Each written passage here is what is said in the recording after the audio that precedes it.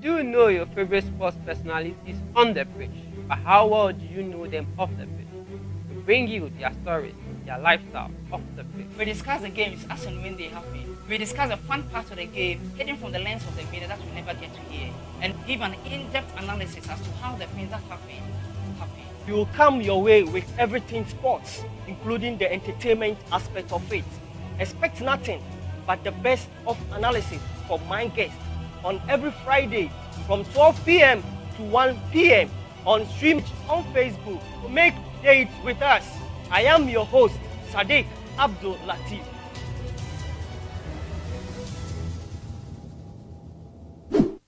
Human beings are like a rainbow of many colors, each unique in a way that reflects light. Beautiful works of art neatly arranged to color the sky. Together, it's a masterpiece. We are bringing you different shades of artists who are leaving their footprints in the sands of time, creating hope with their paint brushes, inciting peace with their melodies, and transforming hearts with their words. Let us get to know them, the inspiration behind why they do what they do. So catch us live on Streamhouse TV every Friday at 5 p.m. as we discover and unveil creativity right here in Great Hub. Hi, stay tuned. Thank you very much and welcome to Sportertainment. This is our maiden edition of the program.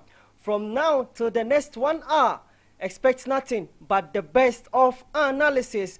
I am your host, SADICK ABDUL LATEEF. I'm joined in here by my able panelists. They will help me with everything sports. Sportertainment is everything sports and the entertainment aspect of it. From now to the next 1 hour, expect nothing but the best. In the headlines, we have a whole lot of stories that will be coming your way, foreign and from the local front. We have our top sportertainment topic, and it will be from Robert Lewandowski. We will have our pundits who will help me digest on Robert Lewandowski and Joseph Elisic. So expect nothing from the sportertainment aspect as we bring you Robert Lewandowski and Joseph Elisic. In other news too, we have UEFA Champions League final game coming on Sunday, and tonight at 7 p.m. we have the UEFA Europa League coming your way between Sevilla and Inter Milan. We will have a whole lot of issues to talk about that. In other news too, we have Yaya Toure who has spoken on Manchester City after they lost to Lyon in the UEFA Champions League.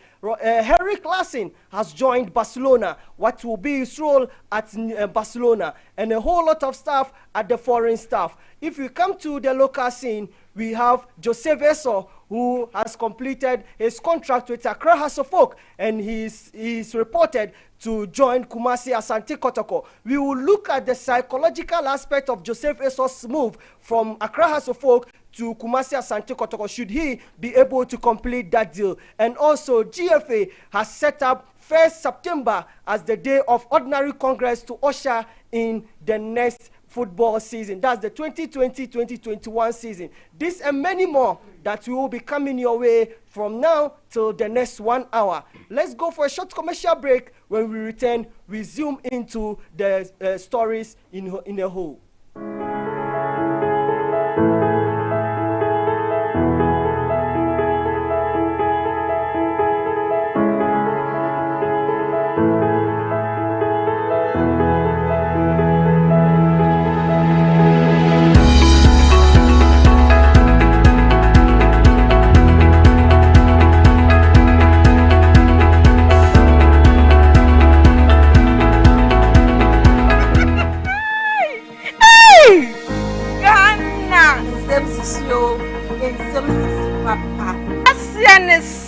What you know, I want to see and me said you see and I'm a bit now. The back comes a pen, you back kind of pain. Maybe my shana tired and what because me, I shall ask my tired. It said you see and Sapa Pepe and your back. It is shaman in my bedroom. There was Streamhouse GH, Facebook Live. I tried the beer and the young water. I brought one more means a problem no. Na me no ma beja for ye metina se. Ye pesen sem ni ye mie biemu. Ye pasem ne pomase be. Me dey the lady agent shia me na ye ni nko.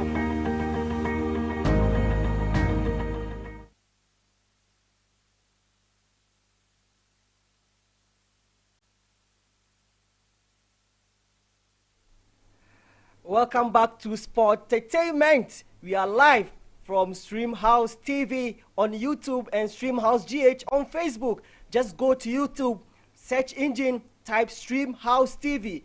Just subscribe and you'll be the first person to be notified whenever there is a video on Sportertainment. Now let's zoom straight into the stories that we have. The UEFA Champions League final come your way on Sunday between Paris Saint-Germain and Bayern Munich. And in the UEFA Champions League, this is the ninth time. This will be the ninth time that PSG and Bayern Munich will be facing off in the UEFA Champions League. And in the eighth time that they've already met, PSG have already won 5 times and Bayern Munich winning 3 times of the competition.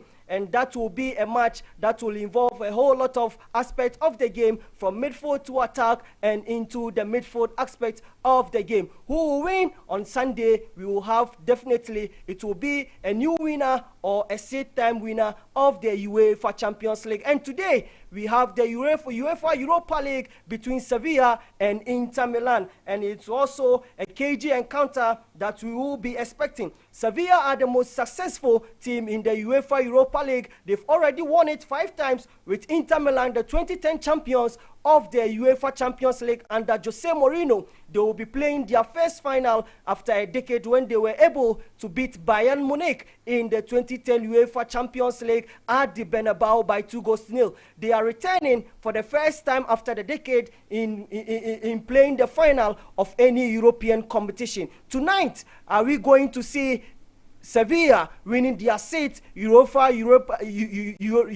Europa League, or we will have Inter Milan winning the UEFA Europa League? In other stories, we have Eric Larsson, who has returned to Barcelona, this time around not as a player but as a coach after Koeman was appointed the new coach of Barcelona. Larsson won the La Liga title with Barcelona on 2 different occasions, and he has signed a 2-year contract with Barcelona as an assistant coach. Yaya Toure has also spoke on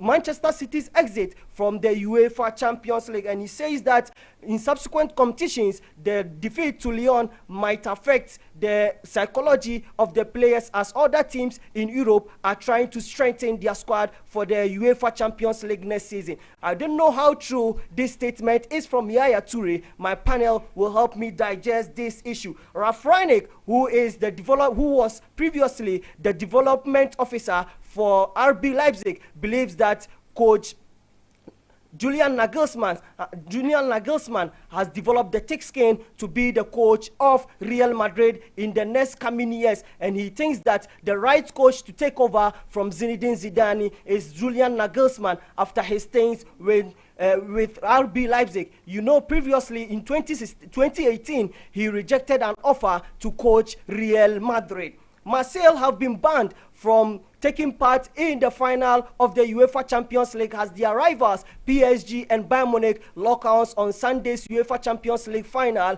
in Portugal. And previously, PSG's game against Marseille, some PSG fans were caught, or Marseille fans were caught singing anti-PSG song, which it is found by UEFA that it is not an act which should be allowed in the UEFA Champions League. So to prevent any chaos, UEFA has banned, or the Ligue 1, French Ligue 1 authorities have banned Marseille from taking part in the UEFA Champions League competition between Bayern Munich and PSG. So this is where we end our foreign front. We will quickly zoom into our Sportertainment stories, where we have Robert Lewandowski and Josep Ilicic. We start with my pundit, Melu. Good afternoon. Good afternoon. I hope you are doing great. I'm doing very, very well. Great. Budu. Yeah, my guy. I'm sure when we talk about zodiac, we are talking about the cosmic signs. Sure. his zodiac sign is a Leo, and that is reflective of his character. Because when you look at people that are Leo, per their zodiac sign, they are very self-confident, and you can see Lewandowski. He's very, very self-confident.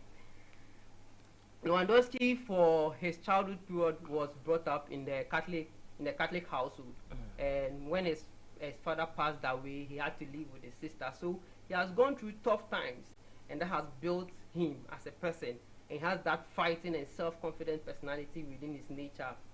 Currently, he has a net worth of about $45 million. $45 million. $45 million. Robert Lewandowski. No, Robert Lewandowski. His net value really is $45 million. He's really blessed. $45 million. 45. And you know Can you quantify it in the Ghana city? About boom margins. Currently, he has a lot of endorsement. Aside his payments in Bayern Munich, he's the highest paid player in Bayern Munich. Sure. And he has a lot of endorsement from Opel, from Nike, and CoverGirl. CoverGirl, I was really surprised to find out he's been endorsed by CoverGirl, because CoverGirl is a cosmetic product usually used by ladies. But for his freshness, he has endorsement from them. Sure. And he's also sponsored by Huawei and then Gillette.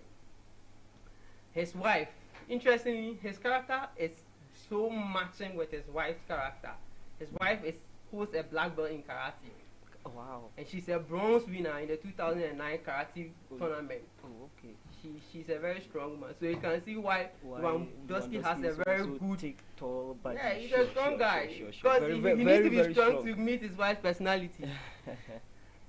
And because of his self-confident nature and because of the way he's a person who loves fast cars.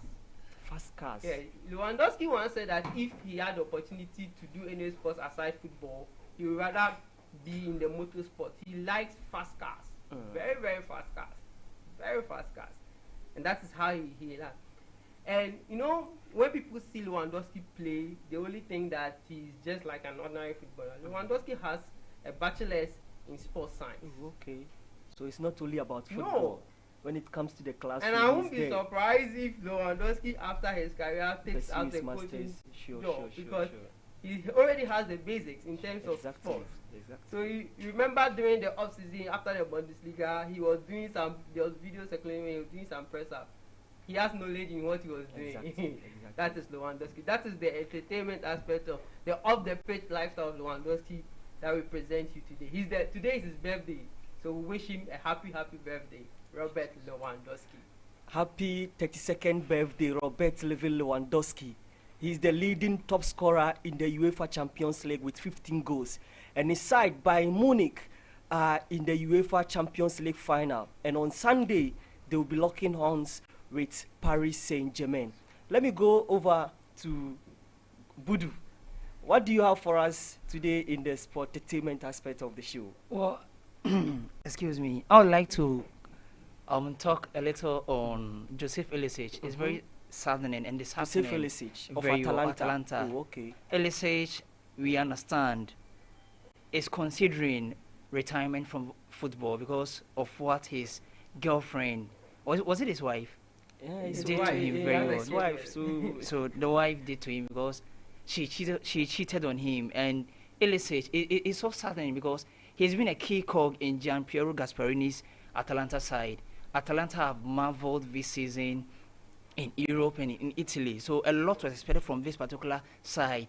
But unfortunately for Ilicic and his fans, the most important part of the season, when they were supposed to have played in the quarterfinals of the Champions, that was when, it was revealed that his wife was having an extramarital affair, and that really dampened his spirits. Hence, his resolve to, as it were, consider retirement from active football. And it is a very sad thing, to learn. You know, when your heart goes into a wrong, lady or a partner, you know, the repercussions is always, very,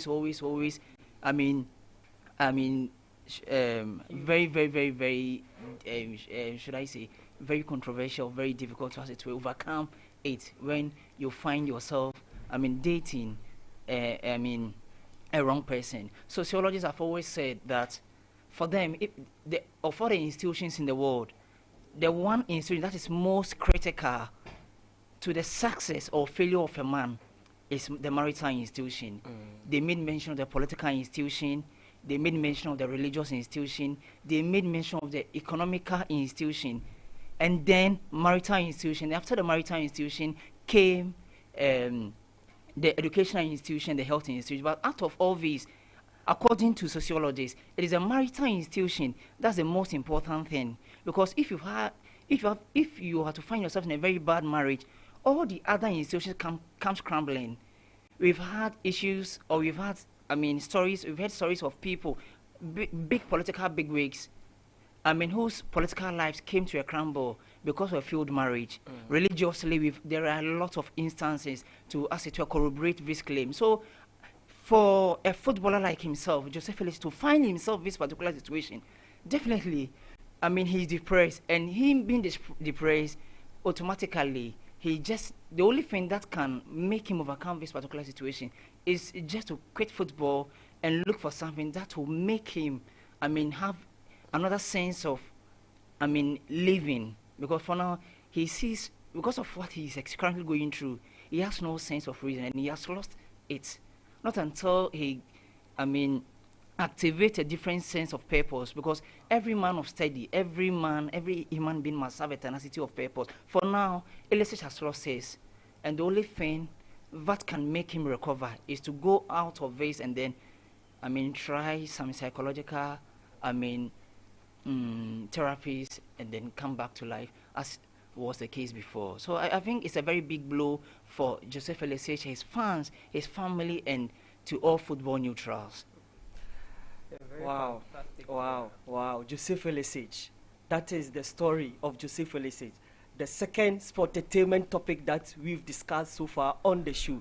Joseph Elisic, he couldn't play the UEFA Champions League knockout stage for Atlanta after they qualified for the round of 16, from the round of 16 to the quarterfinals. He couldn't play the quarterfinal because of this same issue. So thank you very much for the inside story off the pitch from Joseph Elisic. So now we zoom straight into our stories.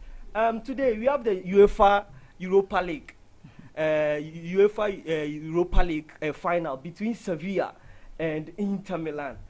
Are we going to see a new winner, or is going to be the same Sevilla as we've seen already? They've previously won it 5 times. Inter Milan, 2010 winners. Inter Milan, previous winners or 2010 winners of the UEFA Champions League. They are coming to face Sevilla, who are 5 times winners of the competition. Are we going to see something different today? Yeah, today's game is going to be a very tough one, I must say. I've tried to look at the game from both sides, and I think it's really going to be a tough game. It's a game that befits a Champions League final. If you look at both teams, they are all of the pedigree to play in a Champions League. So playing the Europa, it doesn't really take much from the game, but maybe we are not feeling the excitement. But if you look at both teams on the sheet, you expect Sevilla is coming in as the big wigs in the last decade, in terms of this tournament. They are coming as the big wigs in this tournament, and they are going to present a lot of troubles for Inter Milan. For me, tactically, if you look at both coaches are exceptional.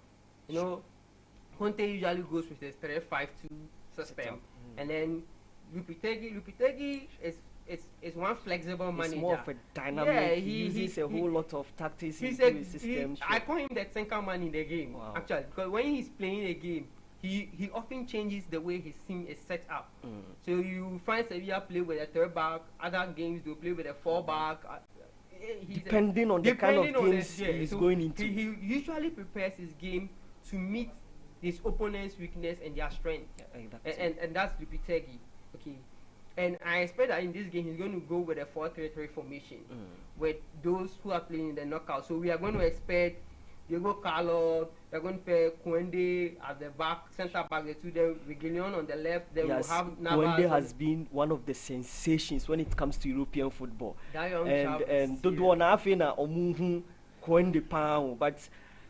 And I'm not surprised. So we share the kind of footballer or Boedema Sevilla Fina. I wouldn't be surprised if this tournament he's been named as one of the best defenders in this tournament. Yeah. I wouldn't also be surprised if you look at Quende from the La Liga. Or trying to feel La Liga, bomb throughout this season. I mean, this young chap comes in, he takes the defense, the Sevilla defense, and by a storm. One thing about him is that he doesn't have that height of defenders. Oh. Very, very short. But he's almost par excellent. He reminds me of the prime time of Fabio Cannavaro. Cannavaro, sure. Very, very intelligent player. He relies solely on much on his strength, his pace, and his reading of the game. And you know what Quende is also enjoying is that he has Diego Carlos. Diego Carlos is also a very fantastic defender. Tall defender, controls He the back complements line very Quende well.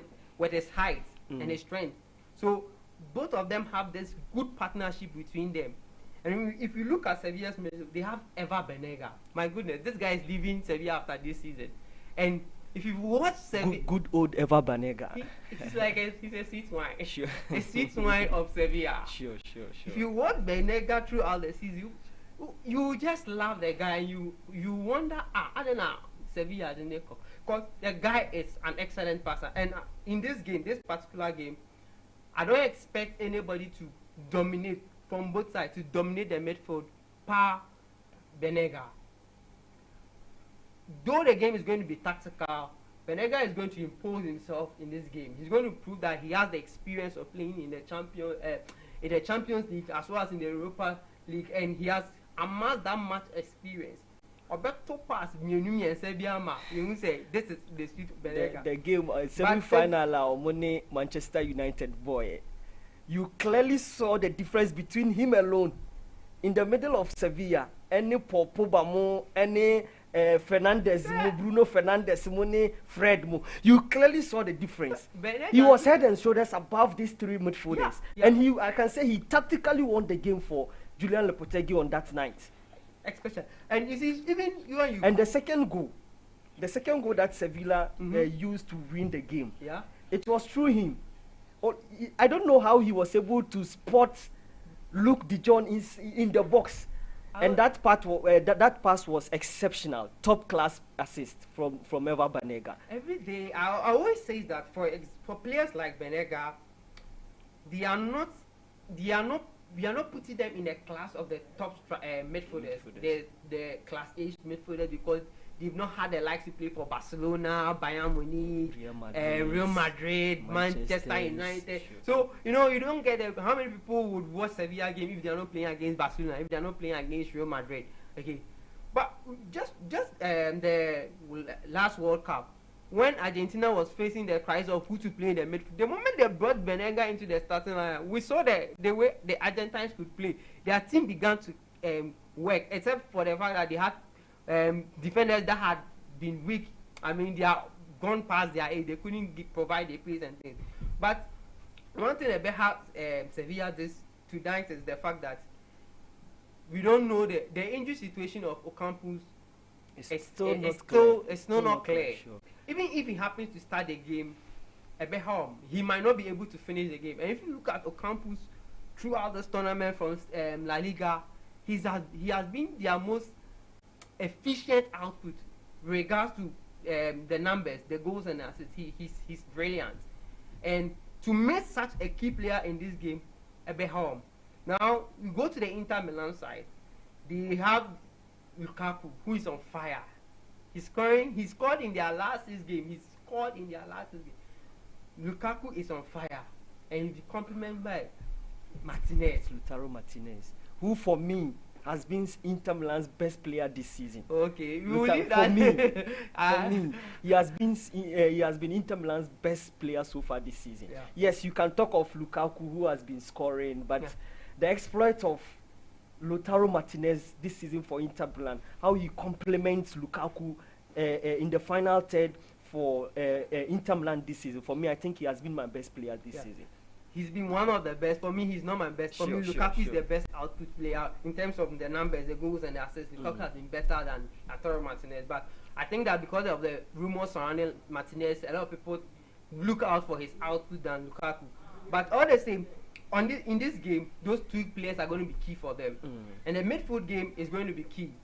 I mean, if you look at Brozovic is not your excellent passer, but he complements his passing ability with his hard-working rate, and he's going to be a very country. Because if you look at Benega, even though he's a good passer, he won't give you that steal because age has caught up with him. Benega won't give you that steal. So it's going to be a very tough midfield game because there is going to be Nico Barella. That guy is exceptional. That guy is good. He's really, really good. He's a very good passer of the game, and I love him. So if you look at the game itself, it's going to be a midfield game, a very tall midfield game. Sevilla is going to try and stretch the game up. Sevilla is going to try and stretch the game up with their wings. You know, Reguilon is always going up. Reguilon and Navas is going to try and give Sevilla midfield. So though the game is starting with a 4-3-3, we'll see that Reguilon and Navas is going to join the midfield, and then we will have the Sevilla's DM moving into the centre back position. The midfield, I think, is going to be a par game. Everybody's going to have his chances. But what is going to be decisive is the attack. That's where Inter Milan is much superior than Sevilla. Yeah, and unfortunately, Sevilla is missing Ocampo. They are likely to miss him, or they are going to have a half-fit Ocampo. Per the reports I'm reading right here, it's likely Ocampos, about 90% Ocampos might not start this game. Yes, and even if he happens to start, he's going to be half-fit. So wouldn't give that extra power that Sevilla that will needs give Diego Cordin some time to breathe, some time to marshal the back, sometimes. I mean, Stefan De Vrij will be there. So, you know, Sevilla don't have lost a power in attack, whilst Inter still have their defense intact, and they have had one of the best. They have one of the best defensive setup. We know Conte. Conte always sets his team out to defend very, very well. Because when they are defending, they are in a back five. And then they have their three midfielders. So tonight's game, do you expect a win within the 90 minutes or a draw, extra time, penalty shootout? Because between the two sides, they've won the Europa League 8 times. Sevilla has won it 5 times. Inter Milan winning it 91, 94, 98. That's 3 times. They are the most successful sides in this year's competition. That's so far where we've reached now. Do you expect a win within the 90 minutes, extra time, penalty shootouts? What's the dynamics of the results that we should be expecting? I wouldn't be surprised if the game goes to an extra time. I think the game will be a tough game. Sure. I wouldn't be surprised if the game goes to an extra time. If it gets to an extra time, I think Inter has a very good bench to come in and change the game. Ericsson is on the bench. They have these quality. Moses is on the bench. I mean, yeah, they have the quality. So I think that mostly Ranocchia, who is so good a defender to start in most top club teams, is on the bench for Inter Milan. So I expect the game to go to an extra time, but at the end of the day, Inter Milan should win the trophy. All right, thank you very much, Melo. We move straight to Budu. Sunday we have Paris Saint-Germain and Bayern Munich in the UEFA Champions League final. Well, what are your expectations? What do you expect after 90 minutes of the game? Well, I'll come to that. I would like to add up to what my brother just said. And you see, Sevilla and Inter, you know, Sevilla and this particular competition, the Europa Cup, are bedfellows. Sure. Yes, the attachment is overwhelmingly strong, and it dates back from, they just can't get enough. It dates back from 15 years, I mean from now, 15 years ago. In the last 15 years, they've been in the finals, I think, on 6 occasions, and have won this competition on 5 occasions. That's very impressive, very overwhelming. And they had to actually defeat big clubs like Liverpool and Benfica to win these particular competitions. And along the line, Dnipro, Middlesbrough, and Espanyol were also victims. And, you know, there is something peculiar about this Sevilla team. Since Julian Lopetegui's arrival at the club, after he replaced Pablo Machin, we've seen a Sevilla side that is heavily reliant on transitioning down the flanks as a means of creating chances. Do you get me? And this is a side that isn't they aren't relentless. They are not a relentless high pressing side. Do you get me? And neither are they an outfit that will love to sit deep in block and frustrate the opponents? They love to play. You just can't pinpoint the actual system within which this Julian Lopetegui sets his team out to play. They are a very fantastic team to watch, even though they'll be missing the likes of Lucas Ocampo. That's even if he's to avail himself for this particular game. He's not going to give out his best because he'll be playing through injury. You get him? So, but that said, I can't take anything away from this Inter Milan team. Antonio Conte, when he assumed office as the coach of Inter, was really a delight to watch. In fact, at the start of the season, many tipped his side to win the Scudetto, to give Juventus a very hot chase. And truthfully speaking, at the first half of the season, they started the season with great gusto, and then they did everything that the people actually expected them to actually churn out. But along the line, their fire extinguished, and they had to, lose their slot to Lazio. Lazio came in strongly, but they are doing very well in Europe, and then they also have players who have seen it before, players who comes on board with a rich vein of experience. You made mention of Eriksen, right? Yeah. He's been around for a very long time. Played with Tottenham the last edition of Champions League finals. We have Lukaku, who has been around for a long time. Europa United. Exactly. So at least there are some people who have been there before, and some people, and they have a lot of players who come on with a rich vein of experience. You get me? So this will make the game an interesting game to watch. And let's not forget, upon everything that Conte has done for the Nerazzurris, he is still not loved. In fact, there are even rumors that he could even be sacked. You get me? So after this game, exactly. There are some comments that he made during the COVID-19 pandemic era that Inter Milan are not so much concerned about the welfare or the well-being of the players of Inter Milan. Very well. It didn't boil down well with the board of directors of Inter Milan. Exactly. They are considering sacking him after the season, and that's after today's game against Sevilla. Yes, so if there is anything he can do to stake his claim, there is one game he should never lose. Sure. And there is one player among the Nerazzurri setup. Before you go to that other player, Conte has this tag around him that he's only good at playing leagues, but he's not good at playing tournaments like Champions League, Europa League. He's not good at them. But when you put a league for him to play, like Serie A, like the EPL, he wins those leagues with ease. But when it comes to tournaments like the Champions League, the Europa League, he struggles to even go out of the group stage. You remember Inter Milan are coming out from the Champions League.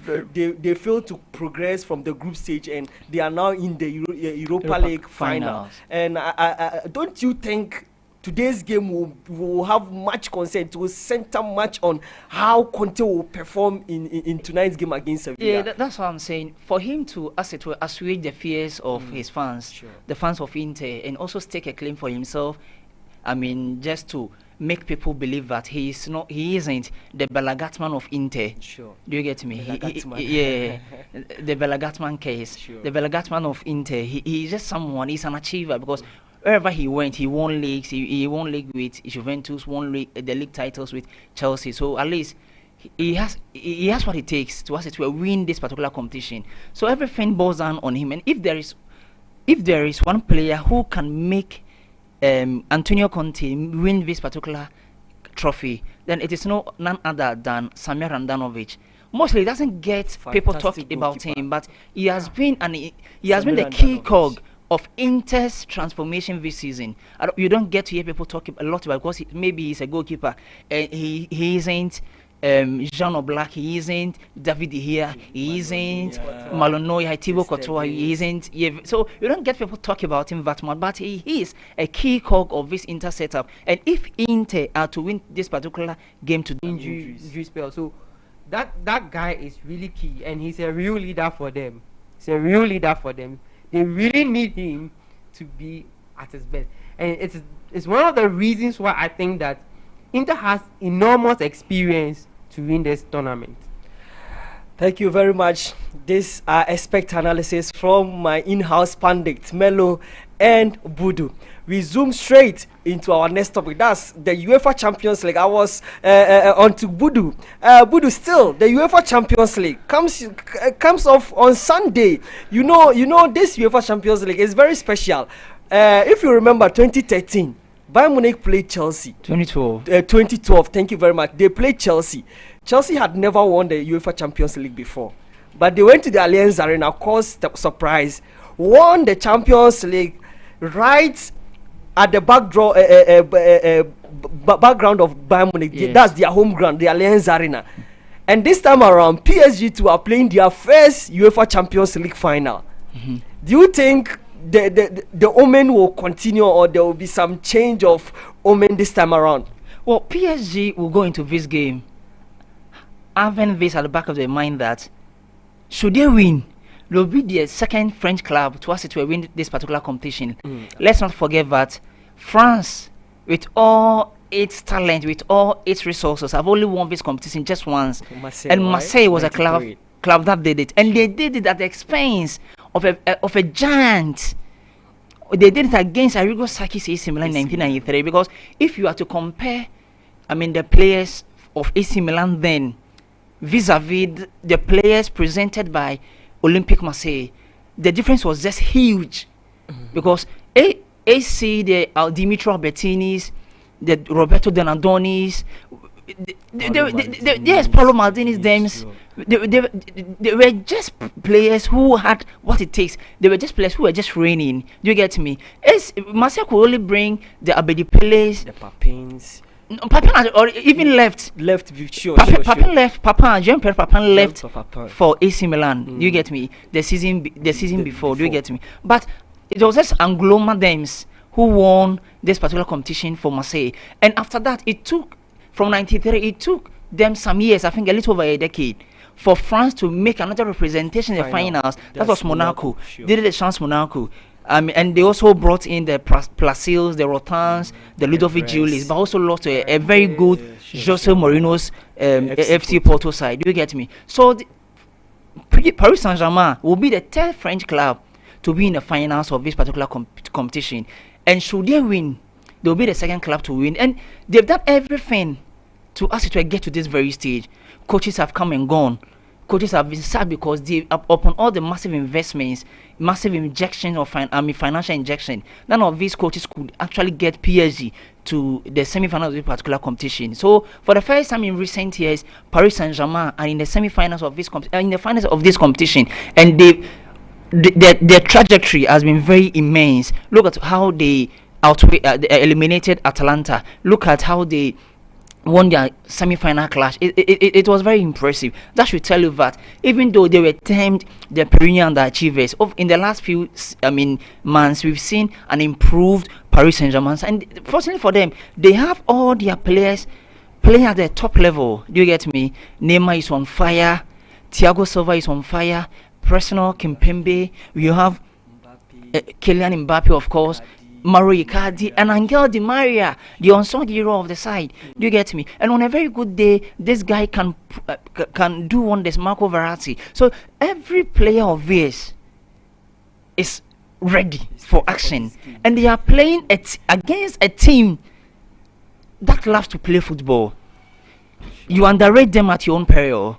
And if there is any club, any person out there who would want to underrate this Bayern Munich side, at least look at what they do to Barcelona and have a rethink. Do you get me? This is a club. They play as a unit, cohesively. They play. You just can't single out a player in this Bayern Munich setup who you can say he's just a fulcrum of this Bayern Munich team. Everybody from Manuel Neuer to Thomas Müller, Robert Lewandowski is a key cog of this setup, and I'm just impressed about the way things were, because they didn't start the season very well under Niko Kovac, but after he left the scene for Hans-Dieter Flick, I think there's been a massive transformation the way they play as a unit, and I'm currently seeing the best out of Thomas Müller, which wasn't so when the season started. And with this confidence, with the confidence boosting the victory over Barcelona, and they also won against Lyon, going to these finals. On paper, every pundit will actually root for Bayern Munich. But I believe the morale, the confidence with which Paris Saint-Germain will actually attach to this particular game will be the one that will win the game for Paris Saint-Germain. I will personally root for Paris Saint-Germain victory. Thank you very much, and we are straightly zooming into the local stuff. Enough of the foreign stories, and in the local stuff we have Jose Veso, who has completed his contract with Accra House of Folk. He stayed there for 3 years, and in the 3 years he only managed to score only 10 goals. And rumors are that he's likely to seal a deal with Kumasi Asante Kotoko. And the records have shown that most players who make their move from Accra House of Folk to Kumasi Asante Kotoko do not have it well when it comes to the psychological aspect. I will be asking Godfred Budu this same question. How is Jose Veso going to handle the pressure when it comes to psychology, the psychological aspect of it, moving from Accra House of Folk to Kumasi Asante Kotoko? Should the deal be completed, or should he complete the deal from Accra House of Folk to Kumasi Asante Kotoko? And our second story will be on Ghana Football Association. And you know, as of yesterday, they brought out a release saying that they will be having an ordinary congress to usher in the 2020-2021 season. And there are a whole lot of stories surrounding the release that the release that GFA brought out, that it is the same day that the Court of Arbitration for Sports will be ruling on the case between the Ghana Football Association and Wilfred Osei Kweku Pame's case. So don't you feel there is some fishy between, or there is something fishy on the day that the GFA set for the ordinary congress at Pram Pram? That one will go to Melo. So let me start with Joseph Veso. Budu, Joseph Veso, I know you are a strong Accra House of Folk fan. Oh, sure. I'm a phobia. So how psychologically, how is it going to affect Joseph Veso? Should he complete a move from Accra House of Folk to Kumasi Asante Kotoko? Well, as for him to move or not depends on himself and his advisors. You get me? But let's not forget that House and Kotoko are Ghana's footballing behemoths. They are rivals, and even though the level of rivalry isn't as much as it used to be, even though the level of rivalry isn't as much as it used to be before, I still think, there have been instances where it's always difficult when one footballer crosses the carpet to join a rival club. You get me? Figo's one is the most famous among these kind of transfers. You get me? Let's Figo, when he moved from Barcelona to Real Madrid. And even locally, the Razzmatazz Chasteles move from Hearts to Kotoko generated in 2003. So it boils down to how and even Kofi Abanga from Mediana to Kotoko has exactly. And you get me? And with these scenarios that we just outlined, it just tells us that if a player deems it right to, as it were, move from one giant, maybe Hearts to Kotoko, and the person must be resolved to, as it were, take anything that comes out of it, in good faith. The move could end up in a success, as in the case, of Emmanuel Saikofo. Or even though he didn't join mainstream, because exactly. Edmond Copson is a direct example to us, and he became an instant hit and became an integral member of the Hearts team, the 64 battalions. You get, but not all have been successful with these moves. Most of them have not. Just recently, Ashito Olenu, an integral member of the Hearts team, that almost landed him in a black star slot. He moved to Kotoko, and no one can trace his whereabouts now. So it just boils down to the self. How ready is Eso to take the pressure that will come from the Hearts fans? And how ready is he to convince the fans of Kotoko that he is going to give them a double portion of what he gave us? Because when Chastela moved from Hearts to Kotoko, the first season he was just superb and even led Kotoko to the finals of the Confederations Cup, or Confederations Cup. Yes, but they lost to, I think, WAC or so. So it just boiled down to, so this move be made possible, he should work. He needs to work on his mental fortitude. As a player, is very good, but will he have this? Mental psyche, the mental fortitude to, as it were, contain the pressure that comes with playing for Kotoko, especially when you directly moving from Hasselhoff. That's where the pressure is, because in the last few weeks, since he made his intentions clear not to sign for us, I have read commentaries on Facebook and on Twitter. People, some Hearts fans are even insulting him, some are even cursing him. Others even have gone to the extent of even unfriending Joseph Esso. They've some are unfollowing him, some are even blocking him. That should tell you the extent at which, the pain with which, some fans, are actually going through just because of this decision taken by Esso. And Joseph Esso is not the first player going through this. A whole lot of players have gone through. That's why I made mention of the mental fortitude himself. About yes, and according to him, some people even took him to a spiritualist. Sure. And that's how come he couldn't play to the level expected of him. Do you get me? So much boils down to Esso. So he needs to work on his psyche. Do they need Joseph Esso present? It depends on Maxwell Kennedy, because he's worked with this chap before, and when he did work with him during the last year's CHAN, Esso was one of the best players in that particular tournament. So I believe there is a plan for Esso in Maxwell's setup. Yes, Kotoko currently have players who play like Esso, but probably Coach Maxwell Kennedy has something under his sleeve. And maybe once we are not tactical people, we don't know what he knows about this particular player. I believe it will be very unfair on our part to, as it were, suggest or conclude that Esso wouldn't be needed in this particular Kotoko setup. I believe Maxwell has something under his sleeve, and he believes Esso, should he thrive in his role as a Kotoko manager of Kotoko, probably Esso fits in that particular plan. And with Eto, we can actually achieve what he wants to achieve with Kotoko. The target is Africa for Kumasi Asante Kotoko. Yeah, that's why. And the coming of Esso Kotoko is generating much hits, and it's gaining grounds. And reports even are that Maxwell Kunedu has attached files to the new CEO of Kumasi Asante Kotoko to get him Esso. Esso is no matter what, Esso should be part of Kumasi Asante Kotoko setup for Africa. The fundamental thing is Kotoko is trying to build a squad in depth. You can't win in Africa with let me say a weakened side, because if you don't strengthen the depth of your squad, your competitors are strengthening theirs, because you can't buy a player of 1.5 million euro or dollars, but El Ali can buy SADICK can buy, TP Mazembe can buy, but you can buy. So the only thing you can do is you must make sure that you build the strength of your team with the best in your country, and that's what Kotoko is currently doing.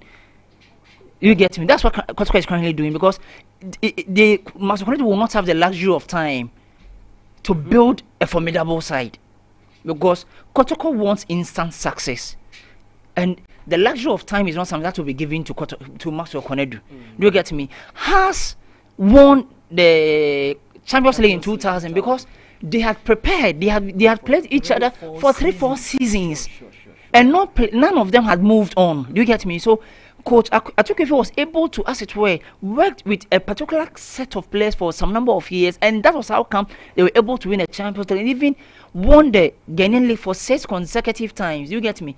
Currently, the Ghanaian football administrators are no longer do not buy that idea. Do you get me? In building a team, once they just want to build the players, sell them. Exactly. Now, once you are giving the club maximum 3 years, start winning for us. Within the 3 years, at least your first year you must win the league for us, and the subsequent 2 years, at least get your respectable position in Africa. And that is how come you see Kotoko. A lot of good players are reportedly being linked to Kotoko. Maxwell is trying to build an in-depth squad, a squad that is rich. Those who are playing, those who are on the bench are equally as good as those who are playing, as was the case with us in the 2000s, the 64 battalions. Anybody that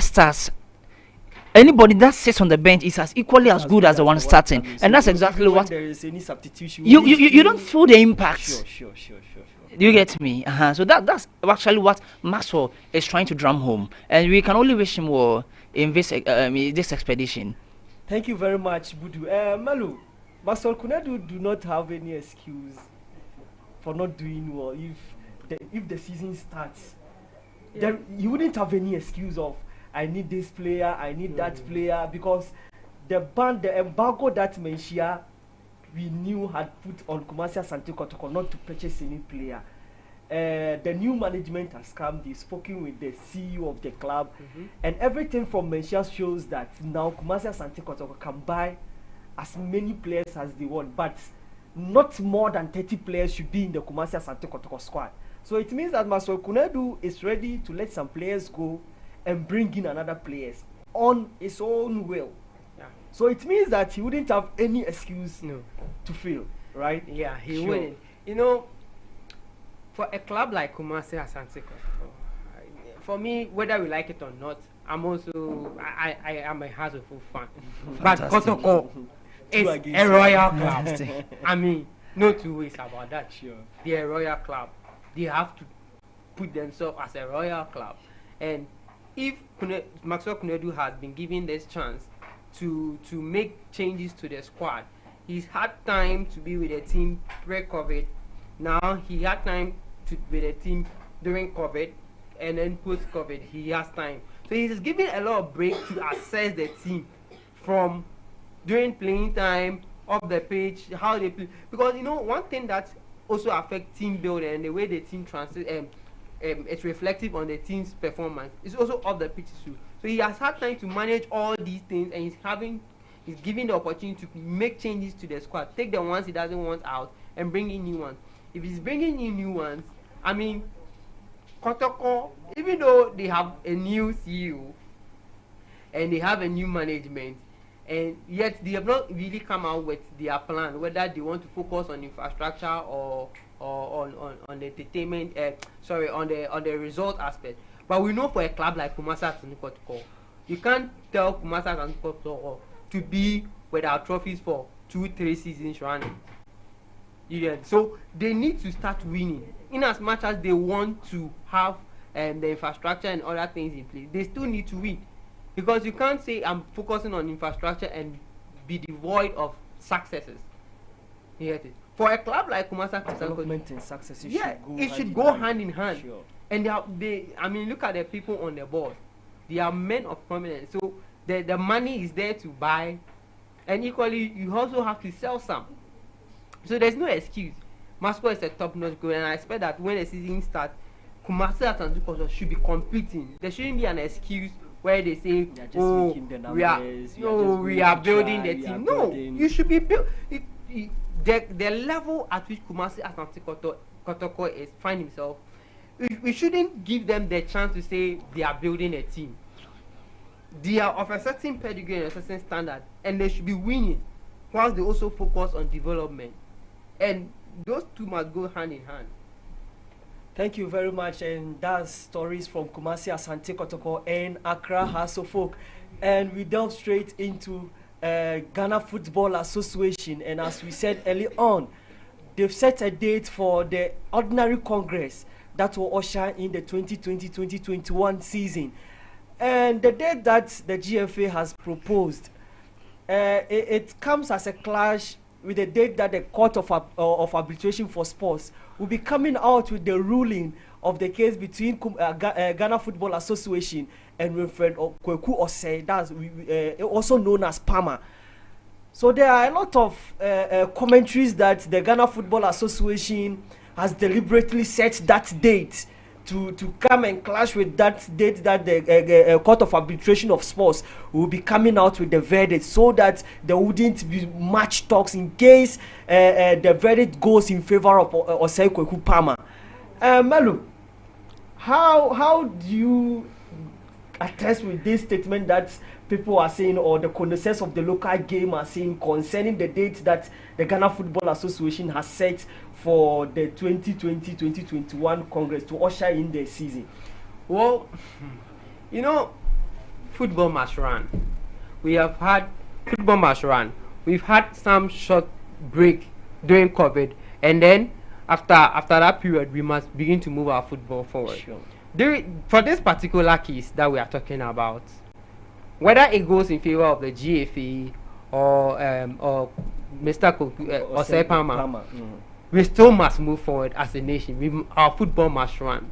So do we wait till we have the decision made, or we run our football? When the decision made, we make amendments. We find how to handle the situation. Because if the decision has got to do with the presidency, And if the Congress set a date where the league must start, if Mr. Oseko Kupama wins, and there's a need for us to go for an election again, when we go for an election, we are not certain Mr. Osepama will win.